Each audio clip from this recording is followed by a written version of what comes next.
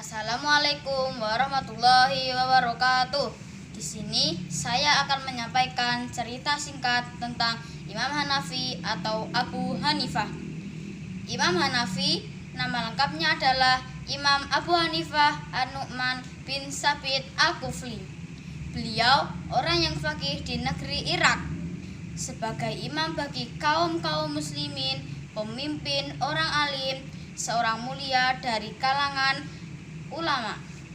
Di kalangan umat Islam, beliau lebih dikenal dengan Imam Hanafi.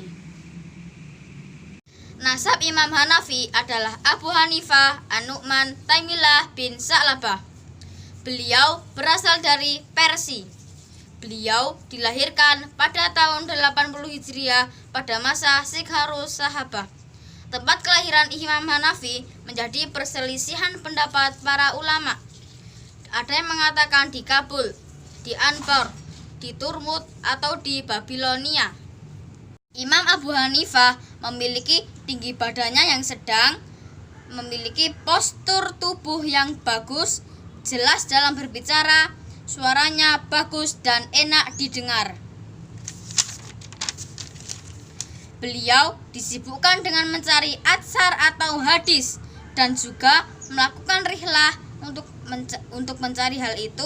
Beliau ahli dalam bidang fikih, mempunyai kecermatan dalam berpendapat dan menyelesaikan permasalahan. Beliau sempat bertemu dengan Anas bin Malik tatkala datang ke Kufah dan belajar kepadanya. Beliau juga belajar dan meriwayatkan dari para ulama, dan ada yang meriwayatkan bahwa beliau bertemu dengan 7 sahabat. Pada masa pemerintahan Marwan, seorang raja dari Bani Umayyah, Abu Hanifah diminta agar menjadi qadhi atau hakim di Kufah. Tetapi beliau menolak. Maka beliau dihukum cambuk sebanyak 110 kali atau setiap harinya 10 kali. Ketika melihat keteguhan Abu Hanifah, maka dia melepaskannya. Murid Abu Hanifah diantaranya Ibrahim bin Tahman, seorang alim dari Khorasan, Abiyad bin Al-Aghar bin As-Sabah, Ishaq Al-Azraq, dan lain-lain. Penilaian para ulama tentang Abu Hanifah. Pertama, Yahya bin Ma'in berkata, Abu Hanifah adalah orang yang tegah. Dia tidak membicarakan hadis kecuali yang dia hafal dan tidak membicarakan apa-apa yang tidak hafal. 2. Abdullah ibnu Mubarak berkata, kalaulah Allah tidak menolong saya melalui Abu Hanifah dan Sufyan As-Sauri, maka saya hanya akan seperti orang. 3. Al-Qudhi Abu Yusuf berkata, saya tidak melihat seorang yang lebih tahu tentang tafsir hadis dan tempat-tempat pengambilan fikih hadis dari Abu Hanifah. 4. Imam Syafi'i berkata, barang siapa ingin mutabahir atau memiliki ilmu seluas lautan dalam masalah fikih, hendaklah dia belajar kepada Abu Hanifah. Nasihat Imam Abu Hanifah. Pertama, apabila telah sahih sebuah hadis, maka hadis tersebut menjadi mazhabku. 2.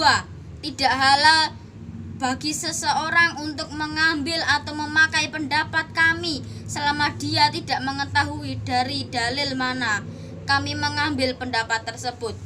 3. Apabila saya mengatakan sebuah pendapat yang menyelisihi kitab Allah dan hadis Rasulullah SAW yang sahih, maka tinggalkanlah perkataanku. Pada zaman kerajaan Bani Abbasiyah, tepatnya pada masa pemerintahan Abu Ja'far Al-Mansur, yaitu raja kedua, Abu Hanifah diminta menjadi qadhi atau hakim. Akan tetapi beliau menolak permintaan tersebut karena Abu Hanifah hendak menjauhi harta dan kedudukan dari sultan atau raja. Maka dia ditangkap dan dijebloskan ke dalam penjara, dan beliau wafat dalam penjara. Demikian cerita singkat Imam Hanafi. Buah durian dalamnya putih. Cukup sekian, terima kasih. Wassalamualaikum warahmatullahi wabarakatuh.